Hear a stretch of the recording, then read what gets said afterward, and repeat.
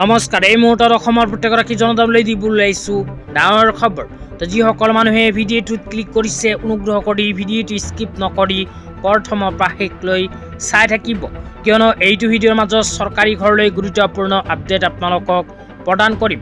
তো যিসকল মানুহে চৰকাৰী ঘৰ পোৱাৰ বাবে আবেদন কৰিছিল বা যিসকল মানুহে চৰকাৰী ঘৰ পোৱাৰ বাবে জিঅ' টেগিং কৰিছিল সেইসকল মানুহে অনুগ্ৰহ কৰি ভিডিঅ'টোত ক্লিক কৰিছে যদি স্কিপ নকৰাকৈ প্ৰথমৰ পৰা শেষলৈ চাই থাকিব।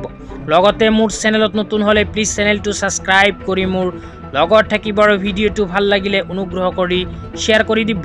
তো বলক ভিডিঅ'টো আৰম্ভ কৰি আজি প্ৰথমটো গুৰুত্বপূৰ্ণ আপডেটৰ বিষয়ে বিস্তাৰিত জানি লওঁ। আজি প্ৰথমটো গুৰুত্বপূৰ্ণ আপডেট হ'ল চৰকাৰী ঘৰলৈ।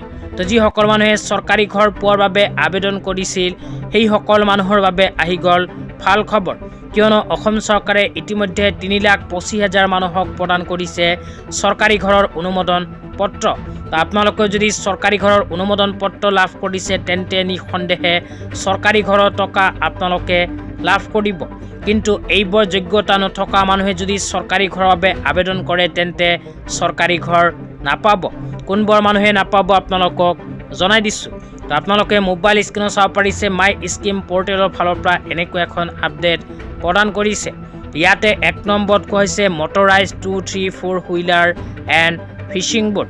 তো যিসকল মানুহৰ ঘৰত 3-4 চকীয়া বাহন বা ফিচিং বোৰ্ড আছে সেইসকল মানুহে চৰকাৰী ঘৰ পোৱাৰ বাবে যোগ্য নহয়। 2 নম্বৰত কোৱা হৈছে মেচিনাৰী 3, 4 হুইলাৰ এগ্ৰিকালচাৰ ইকুইপমেণ্ট।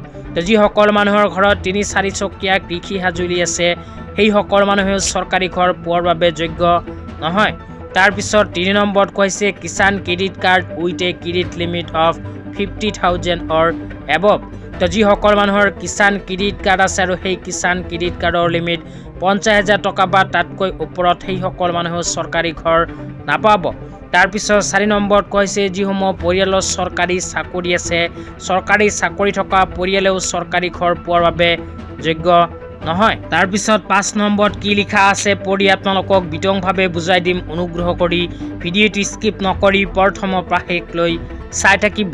লগতে মোৰ চেনেলত নতুনকৈ ভিজিট কৰিছে যদি তেন্তে চেনেলটো ছাবস্ক্ৰাইব কৰি মোৰ লগত থাকিব। 5 নম্বৰত কোৱা হৈছে যিসকল মানুহৰ নন এগ্ৰিকালচাৰ এণ্টাৰপ্ৰাইজ চৰকাৰৰ ওচৰত ৰেজিষ্ট্ৰেশ্যন কৰা আছে সেইসকল মানুহেও চৰকাৰী ঘৰ পোৱাৰ বাবে উপযুক্ত নহয়। ইয়াৰ লগতে 6 নম্বৰত কি কোৱা হৈছে আপোনালোকক এতিয়া জনাই আছোঁ।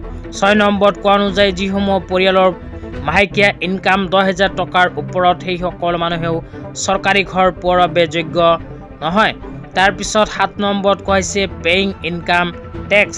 তো যিসকল মানুহে ইনকাম টেক্স পে' কৰে সেইসকল মানুহেও চৰকাৰী ঘৰ নাপাব।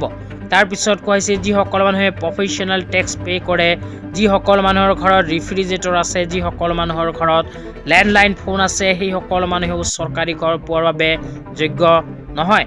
এইবোৰ মানুহে যদি চৰকাৰী ঘৰ পোৱাৰ বাবে আবেদন কৰে তেন্তে নাম কৰ্তন হ'ব। তো